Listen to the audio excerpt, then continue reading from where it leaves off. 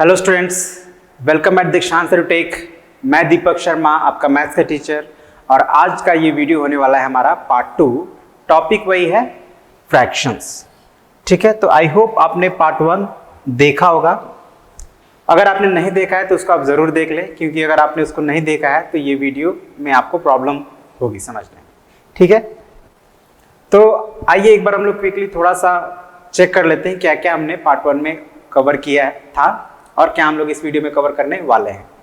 तो बेसिकली ये 3 टॉपिक्स को हमने कवर किया था पार्ट 1 में, ठीक है ना, जिसमें हम लोग सीखे थे कि कैसे किसी फ्रैक्शंस को हम लोग रीड और राइट कर सकते हैं। जैसे एक एग्जांपल लेते हैं 1/2। ये एक फ्रैक्शन है, इसको हम लोग 1/2 या सिंपली हाफ इसको रीड करते थे। ठीक है ना, अगर कोई फ्रैक्शन है 1/3 तो इसको हम लोग रीड करते थे 1/3। इस तरह से अगर 3/7 है तो इसको हम लोग रीड करते थे 3/7।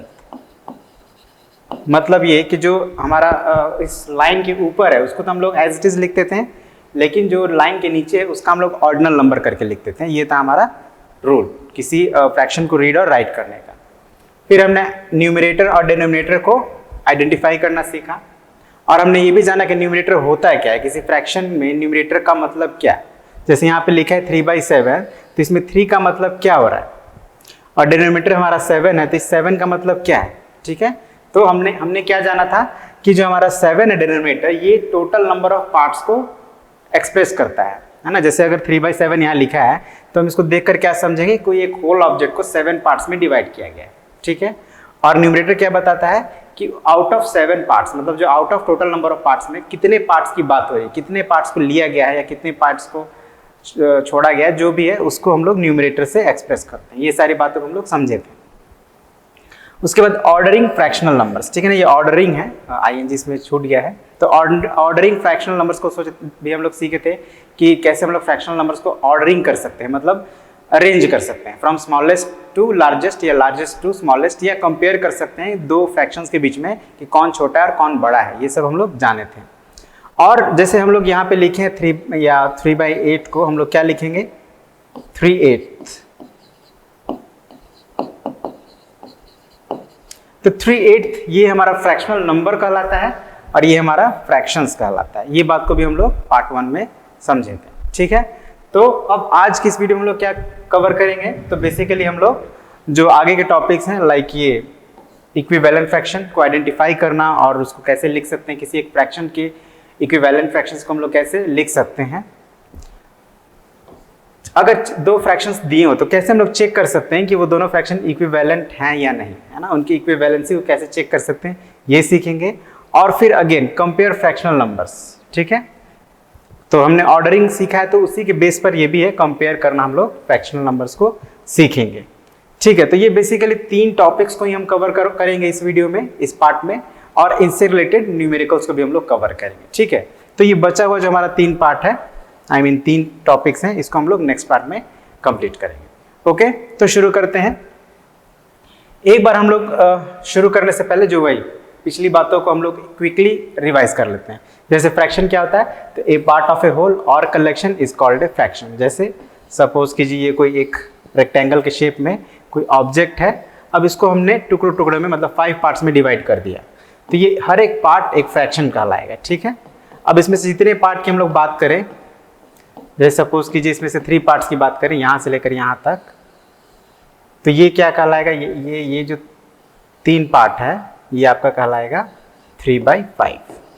ठीक है, क्यों, क्योंकि हम लोग टोटल नंबर ऑफ पार्ट्स जो है 5 है और उसमें से सिर्फ 3 पार्ट्स की बात कर रहे हैं, तो ये 3/5 एक फ्रैक्शन हो गया।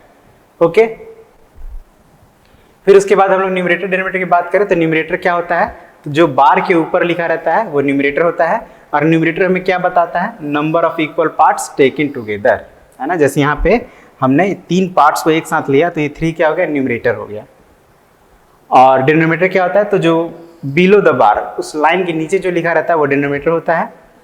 और डिनोमिनेटर क्या बताता है, the total number of equal parts into which the whole is divided. जैसे मान लीजिए यहाँ पे ये होल हमारा एक रेक्टेंगुलर ऑब्जेक्ट है और इसको हमने 5 इक्वल पार्ट्स में डिवाइड किया है, तो ये 5 हमारा क्या होना चाहिए, डिनोमिनेटर होना चाहिए। ध्यान रखिएगा कि जब भी हम लोग फ्रैक्शन की बात करेंगे तो जितने भी पार्ट्स होंगे वो इक्वल होने चाहिए। ठीक है, अगर इक्वल नहीं है तो फिर वो फ्रैक्शन नहीं कहलाएगा। इसको भी एक एग्जाम्पल समझ लेते हैं। जैसे ये एक रेक्टेंगुलर शेप है, हमने इसको 3 पार्ट में डिवाइड किया है, ठीक है। अब आप क्लियरली देख रहे हैं कि ये पार्ट थोड़ा छोटा लग रहा है और ये पार्ट काफी बड़ा लग रहा है, और अगेन ये थोड़ा छोटा लग रहा है। तो इसको हम लोग 1/3 नहीं लिख सकते हैं ना। इसमें अगर किसी एक पार्ट की बात करें, जैसे सिर्फ इसकी बात करते हैं, तो इसको हम लोग 1/3 नहीं लिख सकते हैं, क्योंकि ये तीनों पार्ट इक्वल नहीं है, ठीक है ना। इस सिचुएशन में ये फ्रैक्शन नहीं कहलाएगा। ओके, तो हमेशा ध्यान रखना है कि जब भी फ्रैक्शन की बात करेंगे तो जो भी पार्ट्स होंगे वो इक्वल साइज के होंगे, है ना। अब हम लोग ऑर्डरिंग की बात किए थे पिछले वीडियो में, लेकिन क्विकली हम लोग इसको समझें, क्योंकि ये बहुत ही इंपॉर्टेंट टॉपिक है। और अगर आप ऑर्डरिंग समझ गए तो कंपैरिजन आपके लिए बहुत इजी हो जाए, जो कि हम लोग इस पार्ट में कवर करने वाले हैं। तो ये आप कुछ एग्जांपल्स यहाँ पे देख सकते हैं। ये एक रेक्टेंगल शेप में कोई ऑब्जेक्ट है, ठीक है ना, एक स्ट्रिप है। समझ लीजिए कि एक रेक्टेंगल शेप में एक पेपर का पीस है, टुकड़ा है। अभी ये क्या है कि यहाँ पे ये होल पेपर, अभी हमने इसको एक भी मतलब कोई भी डिवीजन इसमें नहीं किया है, इसको किसी भी पार्ट में डिवाइड नहीं किया है, तो इसको हम लोग क्या कहेंगे, होल कहेंगे। होल इज इक्वल टू क्या होता है, 1 होता है। इसको हमेशा ध्यान रखिएगा, जब भी ऑब्जेक्ट होल पार्ट में हो अपने, कोई इसमें डिवीजन नहीं किया गया, कोई इसको पार्ट में डिवाइड नहीं किया गया है, तो उसको हम लोग 1 से एक्सप्रेस करेंगे, ठीक है ना। उसके लिए हम लोग नंबर कौन यूज करेंगे, 1 यूज करेंगे। अब अगेन ये वही सेम साइज का एक दूसरा पेपर है, इसको 2 पार्ट में डिवाइड किया गया है, ठीक है। एक ये आपका ग्रे कलर में है, ये सेकेंड व्हाइट कलर में, 2 पार्ट में डिवाइड हो गया। तो अगर हम सिर्फ ग्रे कलर वाली की बात करें, सिर्फ इतना ही की बात करें, तो इसको एज अ नंबर जब हम एक्सप्रेस करेंगे तो कैसे लिखेंगे, 1/2, है ना। ये जो हमारा ग्रे पोर्शन है, ये दोनों इक्वल पार्ट है ना। ये दोनों जो व्हाइट वाला पार्ट है और ग्रे वाला पार्ट है, दोनों ही इक्वल पार्ट है। तो एक होल स्ट्रिप को हमने 2 इक्वल पार्ट में डिवाइड किया, इसलिए जो हमारा एक पार्ट है उसको हम लोग अगर एज अ फ्रैक्शन लिखे तो क्या लिखेंगे, 1/2 लिखेंगे, ठीक है। उसी तरह से आप देखिए ये वही सेम साइज का वो पेपर स्ट्रिप है। अब इसको हमने 3 पार्ट में डिवाइड किया गया, और इसमें से ये जो शेडेड पार्ट है एक पार्ट है, तो इसको हम लोग एज अ फ्रैक्शन लिखेंगे तो क्या लिखेंगे, 1/3। सिमिलरली इसको अगर हम लिखेंगे तो क्या लेंगे, 1/4, और इसको लिखेंगे 1/5, ठीक है। अब अगर जब आप इसको कंपेयर करते हैं तो आप क्या देख रहे हैं कि जो 1 है सबसे बड़ा है इसमें, है ना। 1 सबसे बड़ा है, और 1 को हम लोग 1/1 भी लिख सकते हैं, देख रहे हैं ना, ये सबसे बड़ा है, और 1/2 इससे छोटा है।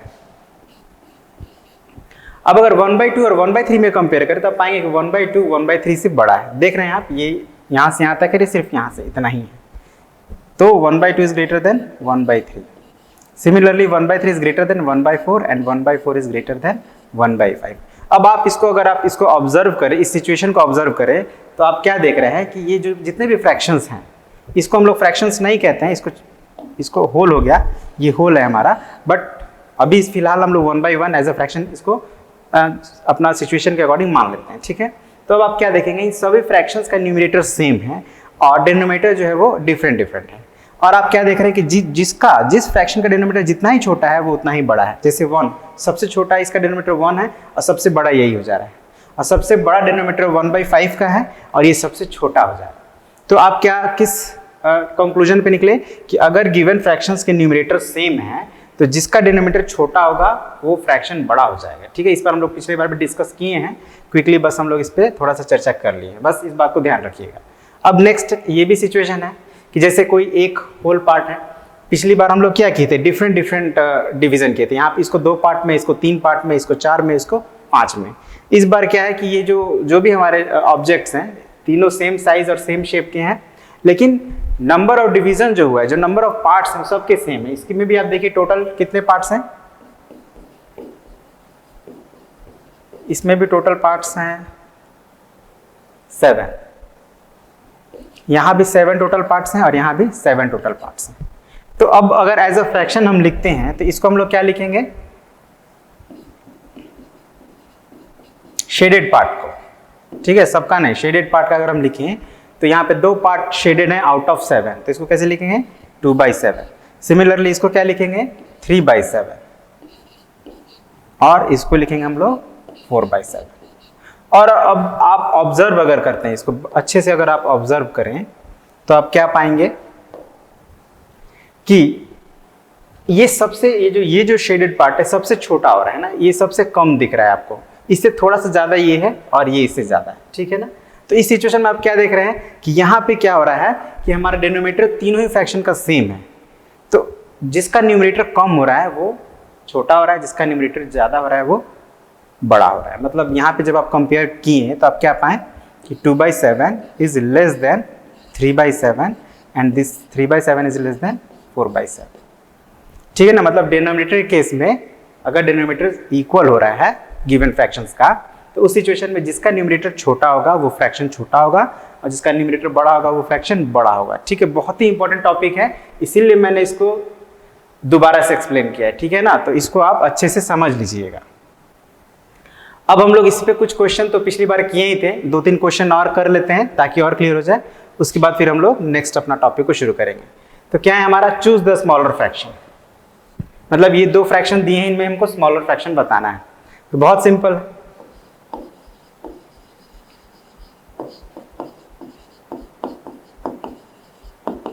क्या हो जाएगा हमारा स्मॉलर फ्रैक्शन इस कंडीशन में। तो देखिए डिनोमिनेटर दोनों का सेम है, तो ऑब्वियसली जो छोटा है वही होगा स्मॉलर,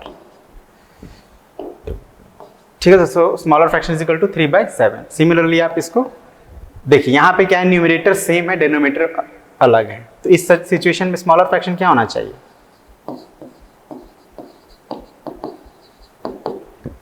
न्यूमरेटर सेम है, डिनोमिनेटर डिफरेंट है, तो इसमें जिसका डिनोमिनेटर ज्यादा होगा वही स्मॉलर होगा। उल्टा हो जाता है ना, न्यूमरेटर सेम होने कंडीशन में उल्टा हो जाता है, तो बड़ा वाला ही छोटा हो जाएगा। मतलब 5/11 is the smaller fraction and 5/8 is the greater fraction. अब अगेन इसको अरेंज करना है असेंडिंग ऑर्डर में, तो सिंपल है,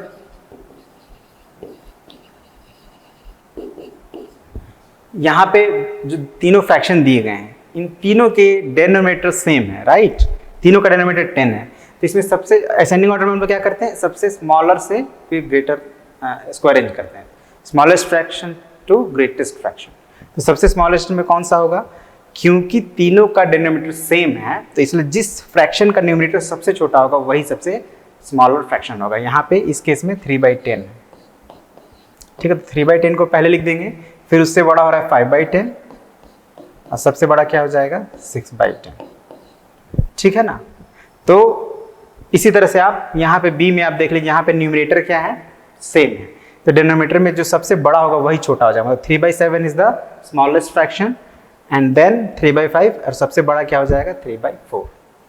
तो इसको आप खुद से कर लेंगे और 6 नंबर भी आप खुद से कर सकते हैं ना, क्योंकि डिसेंडिंग ऑर्डर है, ठीक उल्टा। यहाँ पे आपको क्या करना है, सबसे पहले सबसे बड़े फ्रैक्शन को लिखना है, ठीक है। तो यहाँ पे देखिए न्यूमरेटर सेम है, डिनोमिनेटर फिर चेक करेंगे तो आप पाएंगे सबसे छोटा डिनोमिनेटर इसका है, और इस सिचुएशन में जिसका डिनोमिनेटर सबसे छोटा होगा वही फ्रैक्शन हमारा सबसे बड़ा हो जाएगा। मतलब 4/5 is greatest and then 4/9 and then 4/11, मतलब सबसे स्मॉलेस्ट इसमें हो जाएगा 4/11। इसी तरह से आप बी को भी अरेंज कर लेंगे, तो सिंपल है, डिनोमिनेटर सेम है, ओके। अब इक्विवेलेंट फ्रैक्शंस, तो यहां भी देखिए सेम हम एग्जांपल दे रहे हैं बट यहाँ पे सिचुएशन चेंज है, ठीक है ना। यहाँ पे आप देखिएगा कि जैसे कोई एक स्ट्रिप है, पेपर का स्ट्रिप, इस बार भी हम लोग वही ले रहे हैं, एक पेपर स्ट्रिप का एग्जांपल ले रहे हैं।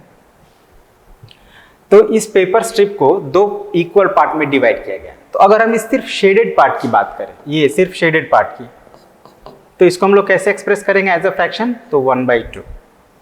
क्यों, क्योंकि 2 इक्वल पार्ट्स में डिवाइड किया गया है और सिर्फ इसमें 1 पार्ट की बात कर रहे हैं। अब अगेन सेम इसी साइज का एक पेपर स्ट्रिप है, इसको इस बार 4 इक्वल पार्ट्स में डिवाइड किया गया, ठीक है। और इस बार हम लोग 2 पार्ट की बात कर रहे हैं, मतलब यहां से लेकर यहां तक। तो 2 इक्वल पार्ट की बात करें तो इसको हम लोग एज अ फ्रैक्शन लिखेंगे, तो क्या लिखेंगे 2/4, क्योंकि 2 पार्ट की बात कर रहे हैं और टोटल नंबर ऑफ पार्ट्स कितने हैं, 4 हैं।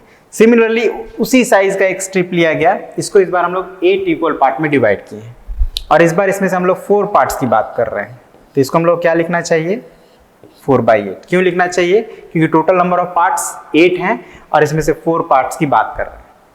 अब आप ध्यान दीजिए, ऑब्जर्व करिए कि ये जो तीनों ही स्ट्रिप है, पेपर के स्ट्रिप मतलब जो रेक्टेंगल शेप में होता है उसको स्ट्रिप कहा जाता है ना, इस शेप में पतला सा कोई हो तो उसको स्ट्रिप कह सकते हैं। तो अब आप ध्यान देंगे तो ये जो 1/2 है या 2/4 है या 4/8 है, देखने में एकदम इनका, अगर इसका 4/8 को मिला दें, इसका 2/4 को ले लें, इसका 1/2 को ले लें, तो आप देखेंगे कंपेयर करेंगे तो तीनों बराबर ही हो रहा है ना। लेकिन जब हम लोग इसको एज अ फ्रैक्शन लिखा है तो देखने में एक बार फ्रैक्शन को अगर सिर्फ हम देखें तो ये 4/8 है, ये 2/4 है, ये 1/2। ये फ्रैक्शन देखने में तो अलग अलग लग रहा है, लेकिन इनका वैल्यू अगर आप कंपेयर कर रहे हैं तो आप क्या पा रहे हैं कि सेम है। तो इस सिचुएशन में ऐसे फ्रैक्शंस जो देखने में लगे कि डिफरेंट बट उनका एक्चुअल वैल्यू क्या हो, सेम हो, तो ऐसे ही फ्रैक्शंस को हम लोग इक्विवेलेंट फ्रैक्शन कहते हैं। मतलब हम क्या कहेंगे कि hair 1/2 is equal to 2/4 and it is equal to 4/8। ये तीनों ही फ्रैक्शन आपस में बराबर हैं। तो ऐसे फ्रैक्शंस को हम लोग क्या कहेंगे, इक्विवेलेंट फ्रैक्शन। मतलब 1/2 thus 1/2, 2/4, 4/8 are equivalent fraction।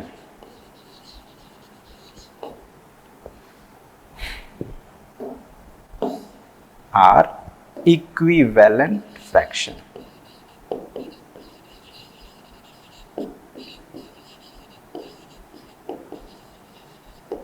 ठीक है, तो क्या समझें आप कि अगर दो या दो से अधिक फ्रैक्शंस हैं जो जिनका न्यूमरेटर डिनोमिनेटर डिफरेंट है बट एक्चुअली उनका वैल्यू क्या है, सेम है, तो ऐसे फ्रैक्शंस इक्विवेलेंट फ्रैक्शंस कहलाते हैं। ठीक है, तो अब आगे हम बढ़ते हैं। हम लोग बहुत छोटा सा सिंपल सा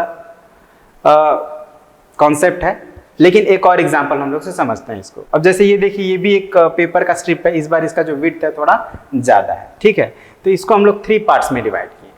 अब ये सिर्फ शेडेड पोर्शन की बात करें, ये सिर्फ शेडेड पोर्शन की, यहां से लेकर यहां तक। तो इसको अगर हम लोग एज अ फ्रैक्शन अगर एक्सप्रेस करें तो क्या लिखेंगे, 1/3। क्यों? क्योंकि टोटल नंबर ऑफ पार्ट्स कितने, 3 है, और इसमें सिर्फ 1 पार्ट्स की बात करें।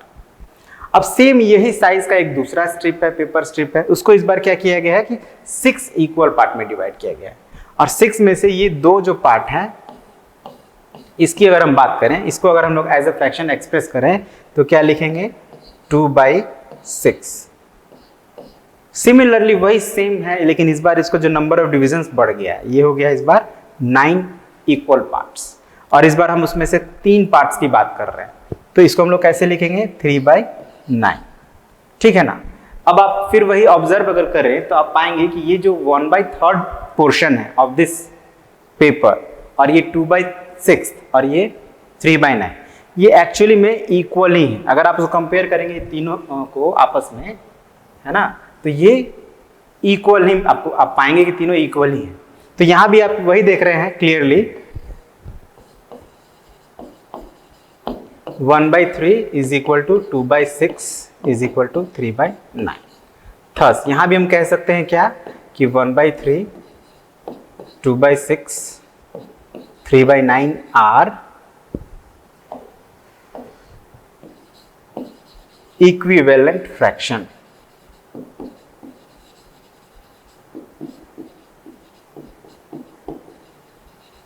ठीक है, तो आई होप आपको समझ में आ गया होगा कि इक्विवेलेंट फ्रैक्शन है क्या। अब हम लोग इक्विवेलेंट फ्रैक्शन कैसे फाइंड कर सकते हैं। हर बार हम लोग अब इस तरह से एग्जांपल से तो नहीं, मान लीजिए हमको एक और नेक्स्ट इसका इक्विवेलेंट फ्रैक्शन फाइंड करना, अभी तो हमने सिर्फ 3 फाइंड किए हैं, अगर हमको एक और चाहिए, 4 चाहिए, 5 चाहिए, तो हम लोग ऐसा कैसे कर पाएंगे, इस चीज को हम लोग समझते हैं थोड़ा। ठीक है, तो ऐसा कैसे कर पाएंगे हम लोग, तो हम लोग 2 तरह से कर सकते हैं, इक्विवेलेंट फ्रैक्शंस बाय मल्टीप्लिकेशन और डिवीजन। डिवीजन के थ्रू भी कर सकते हैं। ओके, तो एक्चुअली हम लोग पहले इसी पे थोड़ा वर्क करेंगे, फिर उसके बाद कैसे हम लोग इक्विवेलेंट फ्रैक्शन फाइंड कर सकते हैं उसको सीखते हैं। ठीक है, तो अब तक जो हमने सीखा उसके बेस पे एक छोटा सा एक्सरसाइज इसको कर लेते हैं। आप देख रहे हैं यहाँ पे 2 ऑब्जेक्ट है, दोनों ही ट्रायंगल के शेप में है। ठीक है, और यहाँ पे उसको 3 इक्वल पार्ट में डिवाइड किया गया और यहाँ पे 6 इक्वल पार्ट में डिवाइड किया गया। अब आप गौर करें तो इसको जब आप एज अ फ्रैक्शन एक्सप्रेस करेंगे, इसका जो शेडेड पार्ट है, ये येलोइश थोड़ा हो गया है, तो इस पार्ट की अगर आप बात करें तो इसको आप लोग क्या करेंगे, 2/3 और ये क्या हो जाएगा, यहाँ पे आप 6 इक्वल पार्ट में डिवाइड किया गया है और इसमें जो येलोइश पोर्शन है ये 4 है, तो 4/6 हो जाएगा। और ऑब्वियसली आप अगर कंपेयर करें तो आप पाएंगे कि 2/3 इज इक्वल टू 4/6। सिमिलरली यहाँ पे आप देखिए एक दो ऑब्जेक्ट है सेम साइज के, ये 5 पार्ट्स में डिवाइडेड है और ये 10 पार्ट्स में डिवाइडेड है, और यहाँ पे 2 पार्ट्स को शेडेड किया गया है तो ये 2/5 हो जाएगा और ये 4/10।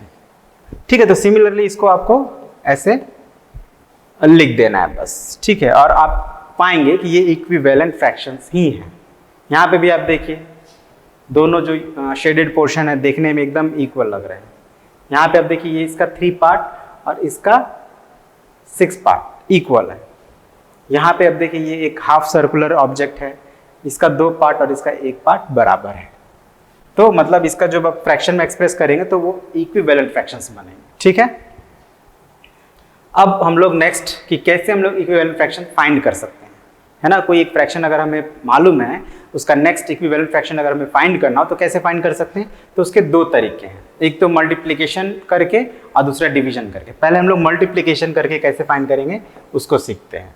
तो जैसे ये पहला क्वेश्चन है, right the first 5 equivalent fractions for each of the following. ठीक है ना, जैसे पिछली बार हम लोग 3 या 2 फाइंड किए थे, इस बार अगर हम लोग 5 फाइंड करना है, ठीक है ना, यहाँ पे क्वेश्चन में 5 इक्विवेलेंट फ्रैक्शन फाइंड करना है। क्या करेंगे, तो जैसे मैंने कहा मल्टीप्लिकेशन के थ्रू,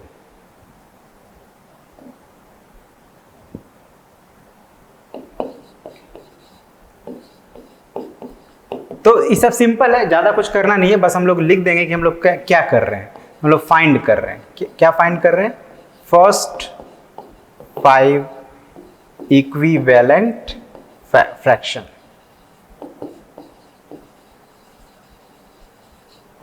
तो क्या करेंगे, तो पहला तो जो है वही हमारा होगा, पहला इक्विवेलेंट फ्रैक्शन सेम होता है, जो है वही है, 2/3 है तो 2/3 ही होगा।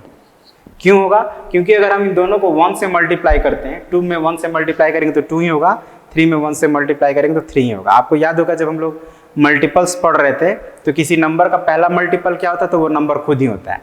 तो यहाँ पे वही समझ लीजिए, किसी फ्रैक्शन का पहला इक्विवेलेंट फ्रैक्शन वो फ्रैक्शन खुद होगा। अब सेकंड इक्विवेलेंट फ्रैक्शन क्या होगा, तो इसमें हम लोग 2 से मल्टीप्लाई कर देंगे। ठीक है, तो 2 में 2 से मल्टीप्लाई करेंगे तो 4 और 3 में भी 2 से मल्टीप्लाई करेंगे। चलिए इसको एक स्टेप बढ़ा देते हैं ताकि कोई कंफ्यूजन ना हो।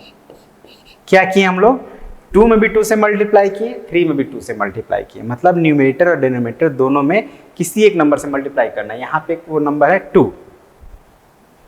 अब थर्ड के लिए हम लोग क्या करें, तो पहले तो फ्रैक्शन लिख लें 2/3। अब क्या करेंगे, 2 में 3 से मल्टीप्लाई कर देते हैं और 3 में भी 3 से मल्टीप्लाई कर देते हैं। अगेन फ्रैक्शन लिखेंगे, उसके बाद 4 से मल्टीप्लाई कर देंगे दोनों में, इस बार दोनों में 5 से मल्टीप्लाई कर देंगे। अब इनको बस लिख देना है। चलिए इसको भी हम लोग ऐसा कर देते हैं, सेम लगेगा। तो 2 1 ज़ा 2, 3 1 ज़ा 3, 2 2 ज़ा 4, 3 2 ज़ा 6, 2 3 ज़ा 6, 3 3 ज़ा 9, 2 4 ज़ा 8, 3 4 ज़ा 12, 2 5 ज़ा 10 एंड 3 5 ज़ा 15। तो इस तरह से हम लोग को 2/3 के फर्स्ट 5 इक्विवेलेंट फ्रैक्शंस मिल गए। सिमिलरली आप 4/7 के फर्स्ट 5 इक्विवेलेंट फ्रैक्शंस को फाइंड आउट करेंगे और साथ ही साथ आपके बुक में जो दिए गए होंगे नंबर्स, आई मीन फ्रैक्शंस, उनके भी आप लोग इक्विवेलेंट फ्रैक्शंस फाइंड कर लेंगे। अब क्वेश्चन नंबर 2, ये भी पिछले क्वेश्चन जैसा ही है। यहाँ पे हमें क्या करना है कि यहाँ पे 3 इक्विवेलेंट फ्रैक्शंस ऑलरेडी दिए हैं, आगे का जो 3 इक्विवेलेंट फ्रैक्शंस और फाइंड करना है। तो क्या करेंगे, अगेन वही हम लोग क्या जो कर रहे हैं उसको थोड़ा लिख लेंगे। द नेक्स्ट 3 equivalent fractions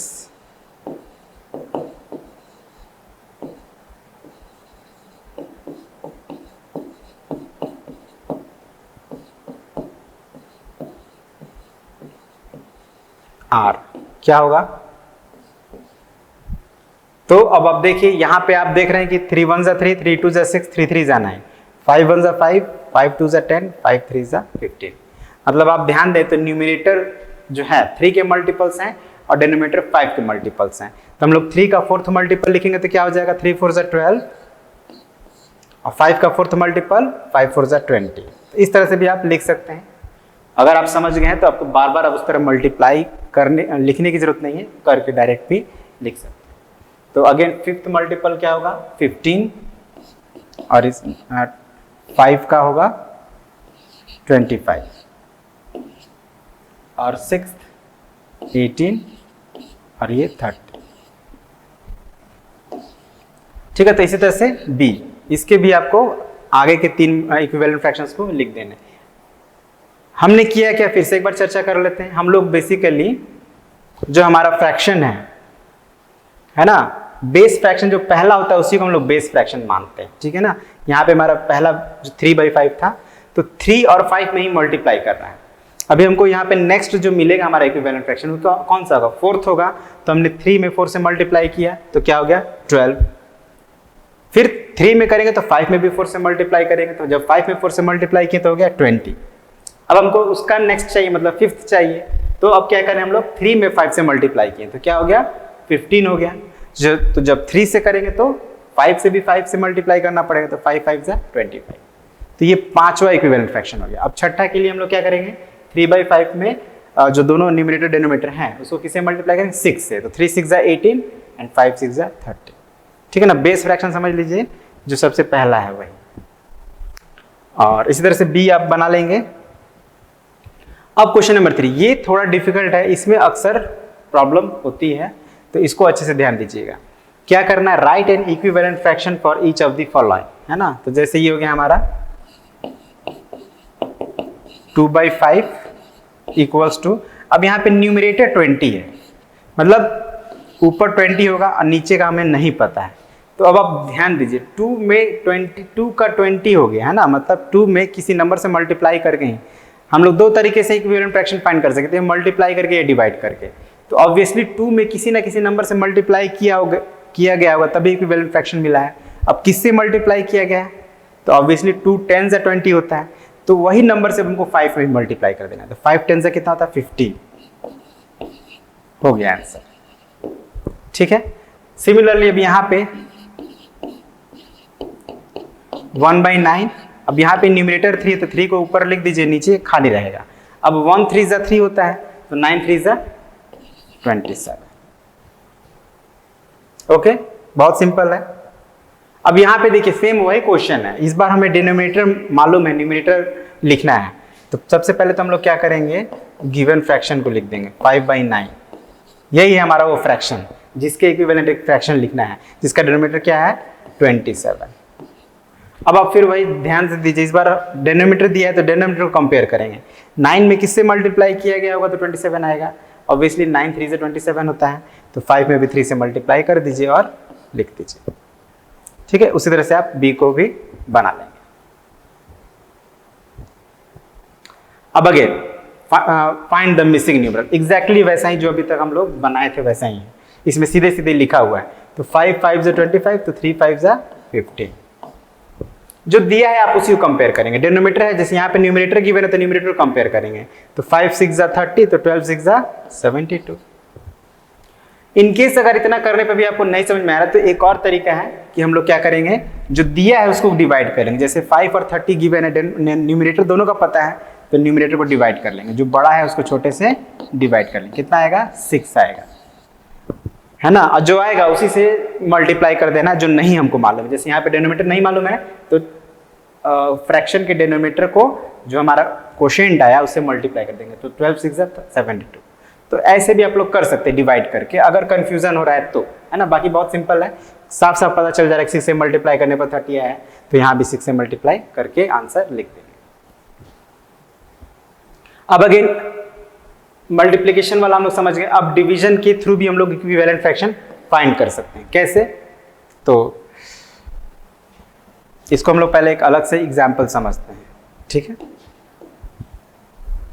जैसे अभी हम लोग कोई एक फ्रैक्शन है 2/3, तो इसका इक्विवेलेंट फ्रैक्शन फाइंड करने के लिए हम लोग एक किसी पर्टिकुलर नंबर से मल्टीप्लाई कर रहे थे।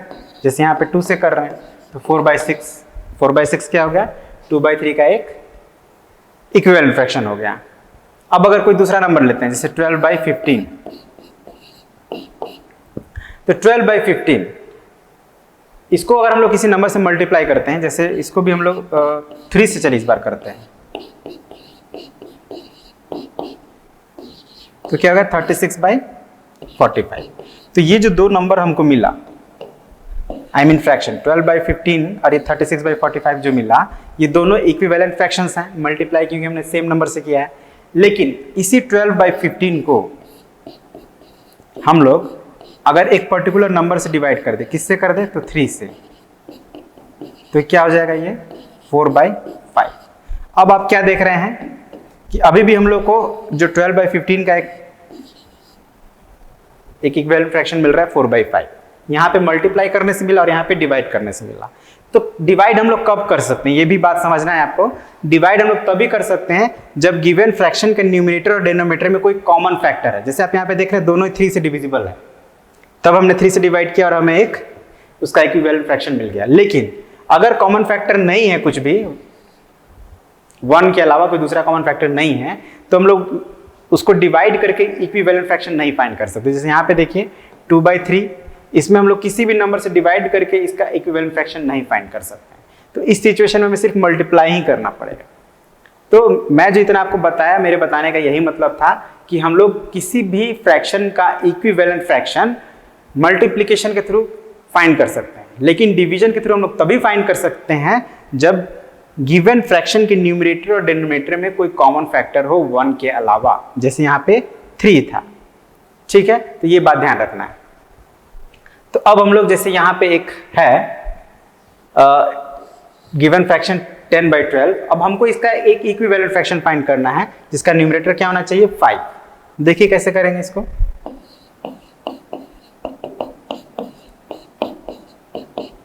न्यूमरेटर 5 है, मतलब ऊपर लिखना है, नीचे खाली रहेगा। न्यूमरेटर 5 है तो ऊपर ही लिख सकते हैं, नीचे तो लिखेंगे नहीं। अब आप गौर करिए तो 10 से ये 5 हो गया है ना, 10 से 5 हुआ है, मतलब कम हुआ है। तो कोई नंबर डिक्रीज तभी होगा जब उसको डिवाइड किया जाए। मल्टीप्लाई करने से वो डिक्रीज नहीं होता है नॉर्मली, है ना। पॉजिटिव जो अगर है, जो हम लोग अभी पढ़ रहे हैं, उस सिचुएशन में डिवाइड करने से कभी भी कम नहीं होता है। सॉरी, मल्टीप्लाई करने से कभी भी कम नहीं होता है। कम अगर हो रहा है इसमें इट मीन्स डिवाइड किया गया है।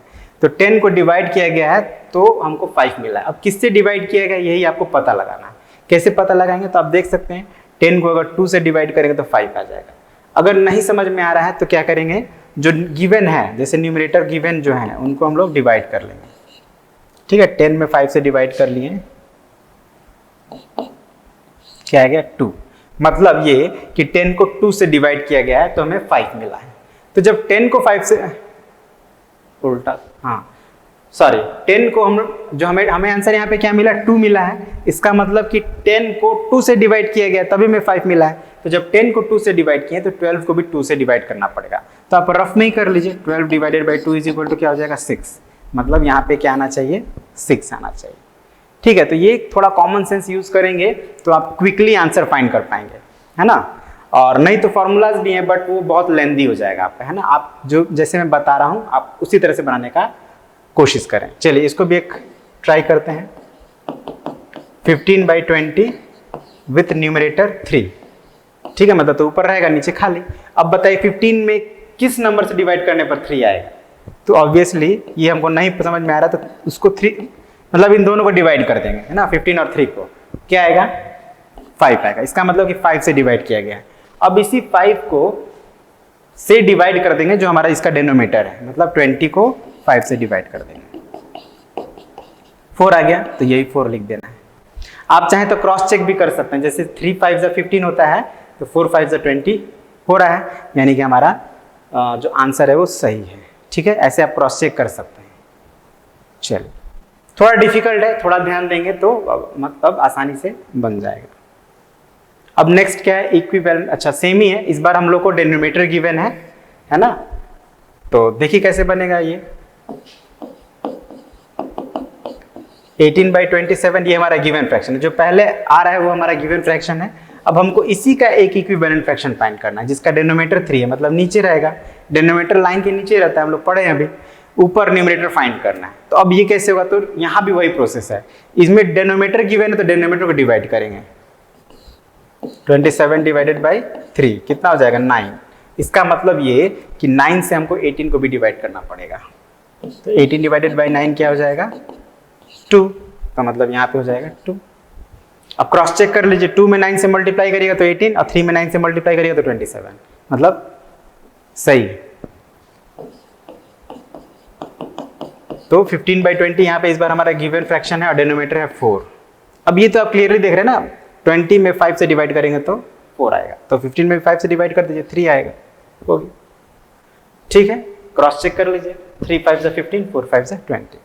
तो बेसिकली हम लोग क्या यहाँ पे समझे कि कैसे हम लोग एक पर्टिकुलर फ्रैक्शन फाइंड कर सकते हैं, ठीक है ना, जिसमें से हमको एक न्यूमरेटर डिनोमिनेटर पता हो, तो हम लोग कैसे, अभी तो हम लोग क्या है कि कुछ भी हम लोग फाइंड कर रहे थे, लेकिन यहाँ पे हमारे पास एक कंडीशन दिया है कि डिनोमिनेटर 4 ही होना चाहिए, तो इस सिचुएशन में थोड़ा कैलकुलेशन करना पड़ता है। चलिए, तो आई होप आप समझ गए होंगे, नहीं समझे होंगे तो जो भी मैंने एक्सप्लेन किया उसको एक बार फिर से देख लीजिएगा, ठीक है, 1 से 2 बार देखेंगे, उसको बनाएंगे, सॉल्व करेंगे, आपके बुक में और भी इस तरह क्वेश्चन उनको बनाएंगे तो आपको ये क्लियर होने लगेगा, ठीक है। तो आगे बढ़ते हैं। अगेन ये भी वही है, मिसिंग न्यूमेरल, तो यहाँ पे आप देख रहे हैं जो खाली है। तो अब स्टूडेंट्स को एक बात का कंफ्यूजन होता है कि मल्टीप्लाई करना है कि डिवाइड करना है, तो इस बात को अच्छे से समझ लीजिएगा। आप देखिए हमारा गिवन फ्रैक्शन 7/14 है और जो इक्विवेलेंट फ्रैक्शन फाइंड कर रहे हैं, तो डिनोमिनेटर है तो डिनोमिनेटर से कंपेयर करिए, तो डिनोमिनेटर क्या हो गया, कम हो गया, 14 से कम हो गया है, तो कम कब होगा, जब डिवाइड करेंगे तब। इसका मतलब कि यहाँ पे हमें डिवाइड ही करना है, ये बात तो अब क्लियर हो गया। लेकिन किससे डिवाइड करना है, तो उसको आप देख लीजिए, 14 में किससे डिवाइड करेंगे तो 2 आएगा, नहीं समझ में आ रहा तो डिवाइड करिए, अभी तो मैं एक्सप्लेन किया था आपको, 7 आ रहा है, मतलब ये है कि 7 से डिवाइड किया गया होगा इसमें ऑब्वियसली। तो आप क्या करें, जो आपका नंबर है दोनों में 7 से डिवाइड कर दें, क्या हो जाएगा 1/2 आ गया, तो यहाँ पे 1 भर दीजिए, ठीक है ना। बस आपको ये फाइंड करना है कि किस नंबर से डिवाइड हो रहा है या किस नंबर से मल्टीप्लाई हो रहा है। जो नंबर आपको फाइंड हो गया उससे आपको दोनों में डिवाइड कर दीजिए या मल्टीप्लाई कर दीजिए, तो इससे आपको आंसर मिल जाएगा, ठीक है। उस तरह से यहाँ पे ये देखिए 3 से डिवाइड किया गया तो यहाँ पे 4 आएगा, ओके। तो आप अपने बुक में और भी जो दिया है उसको आप बनाएंगे। अब नेक्स्ट है चेकिंग इक्विवेलेंस ऑफ फ्रैक्शंस, ठीक है। तो यही हमारा लास्ट टॉपिक है ना, इसी से रिलेटेड कुछ क्वेश्चंस करके हम लोग अपना वीडियो को एंड कर देंगे, ओके। तो checking equivalence of fractions, equivalence मतलब हमें ये चेक करना है, अभी तो हम लोग इक्विवेलेंट फ्रैक्शन फाइंड कर रहे थे, है ना। अब यहाँ पे 2 फ्रैक्शंस दिए गए हैं, हमें ये बताना है कि वो इक्विवेलेंट हैं या नहीं। तो कैसे फाइंड करेंगे इसको अच्छे से समझिएगा, आई मीन कैसे चेक करेंगे। गिवन फ्रैक्शंस क्या है हमारा, ए का 5/9, 35/63। अब आपको क्या करना है कि इनका क्रॉस प्रोडक्ट फाइंड करना है। क्या फाइंड करना है, मैं यहां पे लिख दे रहा हूं, फाइंड क्रॉस प्रोडक्ट्स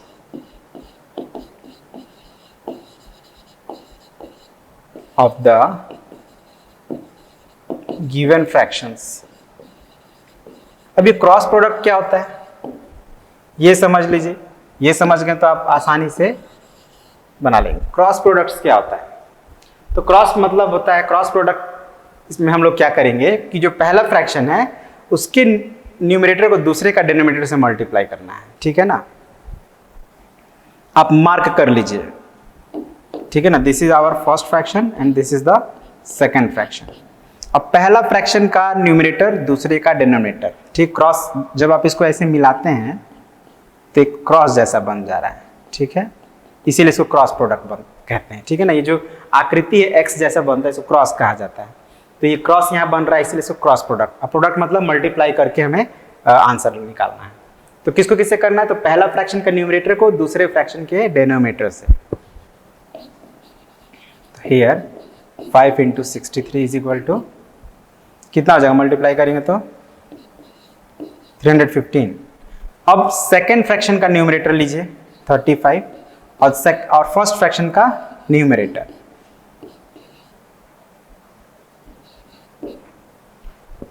सेम है, तो अब हम लिख देंगे क्लियरली सेम हो गया, मीन्स जो गिवन फ्रैक्शन है 5/9, 35/63 आर इक्विवेलेंट।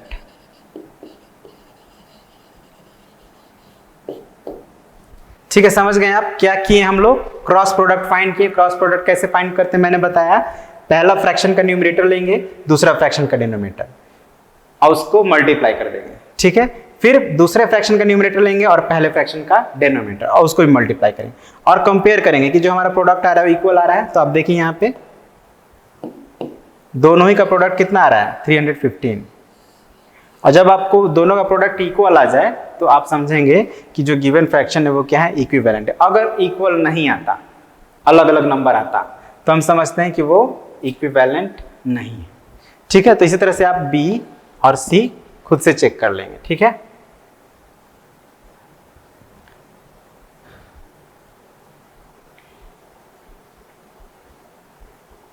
ओके, तो अभी तो हम लोग ये देखें कि क्रॉस प्रोडक्ट जब इक्वल आएगा तो गिवन फ्रैक्शन इक्विवेलेंट फ्रैक्शन होगा, और इक्विवेलेंट फ्रैक्शन का मतलब इक्वल। अगर नहीं आता है तो उस सिचुएशन में क्या होगा उसको भी हम लोग समझते हैं। जैसे यहाँ पे आप देखिए, यहाँ पे ये नंबर गिवन फ्रैक्शन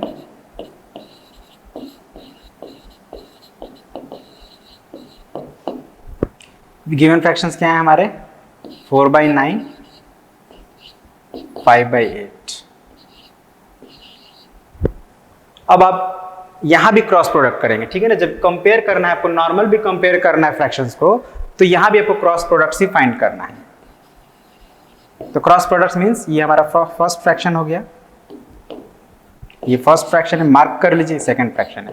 तो फर्स्ट का न्यूमरेटर सेकंड का डिनोमिनेटर, मतलब 4 × 8 32। ठीक है,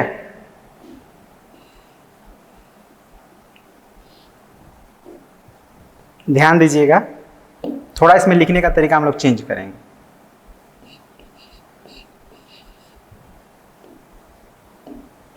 ठीक है, ये जो 4 8 32 है आप उसी के नीचे लिखिए, है ना, कंपेयर करने में इजी रहेगा। अब आप क्या करें, सेकेंड फ्रैक्शन का न्यूमरेटर लें 5 और फर्स्ट फ्रैक्शन का डिनोमिनेटर लें 9, और इसको मल्टीप्लाई का आंसर यहीं पे लिखिए, कितना हो रहा है 45 हो रहा है। ठीक है, एकदम आप ध्यान रखेंगे 1 का नीचे सेकेंड का ये। अब आप इसको कंपेयर करिए, तो आप क्या देख रहे हैं 32 छोटा हो रहा है 45 से, तो इसका मतलब क्या है, बराबर नहीं, क्रॉस प्रोडक्ट इक्वल नहीं है। इसका मतलब ये जो गिवन फ्रैक्शन वो इक्विवेलेंट तो नहीं है। अब इक्विवेलेंट नहीं है तो कोई छोटा होगा और कोई बड़ा होगा, तो कौन छोटा होगा? तो यहाँ पे चीज को मैं लिख रहा हूँ, ध्यान दीजिएगा, since 32 is less than 42, therefore अभी 32 किसका क्रॉस प्रोडक्ट है? तो फर्स्ट का ना, फर्स्ट फ्रैक्शन का क्रॉस प्रोडक्ट है ये 32। कैसे समझेंगे? तो जिसका न्यूमरेटर होगा वो इसी को फ्रैक्शन का क्रॉस प्रोडक्ट माना जाएगा। तो इसका न्यूमरेटर 4 हम लोग लिए थे, तो 4 8 32, तो इसका ही क्रॉस प्रोडक्ट है ये। मतलब ये जो क्रॉस प्रोडक्ट छोटा निकला है इसका, फर्स्ट का, तो फर्स्ट फ्रैक्शन हमारा छोटा होगा, मतलब 4/9 इज लेस देन 5/8। ठीक है, ध्यान दीजिएगा फिर से, यहाँ पे अक्सर गलती होती है स्टूडेंट से, तो इसीलिए मैं इसको फिर से बता रहा हूँ। यहाँ पे हमने फर्स्ट फ्रैक्शन ये है हमारा, सेकंड ये है, तो फर्स्ट का क्रॉस प्रोडक्ट हम लोग फाइंड किए हैं, और फर्स्ट का क्रॉस प्रोडक्ट क्या हो रहा है? छोटा हो रहा है सेकंड के क्रॉस प्रोडक्ट से। तो इसीलिए कि फर्स्ट, इसीलिए हम क्या समझे इससे कि जो हमारा फर्स्ट फ्रैक्शन है वो छोटा है सेकंड फ्रैक्शन से। अगर ये क्रॉस प्रोडक्ट ज्यादा होता तो हम लिख देते हैं ग्रेटर देन का साइन दे देते हैं, ठीक है, और कुछ नहीं। तो इसी तरह से आपको बी और सी भी बना लेना है। यहाँ पे छोटा है तो हमने लेस देन का साइन दिए, अगर बड़ा आता तो ग्रेटर देन का साइन देते हैं, ठीक है। तो बस आई थिंक इतना ही है हमें पढ़ना इस पार्ट में, है ना। क्या क्या पढ़े हम लोग इसमें, एक बार थोड़ा सा क्विकली मैं आप लोग को एक्सप्लेन कर दे रहा हूँ सारी बातों को, ठीक है, क्योंकि बहुत इंपॉर्टेंट है। हम लोग इक्विवेलेंट से शुरू किए थे। इक्विवेलेंट फ्रैक्शन में हम लोग क्या समझे सबसे पहले कि अगर गिवन फ्रैक्शंस दिखने में भले ही अलग अलग हों लेकिन उनका वैल्यू अगर सेम हो तो वो सभी फ्रैक्शंस इक्विवेलेंट फ्रैक्शंस कहलाते हैं, ठीक है। और कैसे फाइंड कर सकते हैं हम लोग, फाइंड कैसे कर सकते हैं? तो एक तो मल्टीप्लाई करके, है ना। जैसे यहाँ पे है 2/3, तो 2/3 का अगर हमको एक इक्विवेलेंट फ्रैक्शन फाइंड करना है तो हम क्या करेंगे, उसमें 2 से मल्टीप्लाई कर देंगे, लेकिन दोनों में करना है, न्यूमरेटर डिनोमिनेटर दोनों में, तो हमको एक दूसरा इक्विवेलेंट फ्रैक्शन मिल जाएगा। अगर 3 से मल्टीप्लाई करेंगे तो तीसरा इक्विवेलेंट फ्रैक्शन मिल जाएगा, 4 से मल्टीप्लाई करेंगे तो चौथा इक्विवेलेंट फ्रैक्शन मिल जाएगा, है ना। और हर एक फ्रैक्शन खुद का मतलब भी इक्विवेलेंट फ्रैक्शन होता है। तो ये तरीका है मल्टीप्लाई करके, है ना।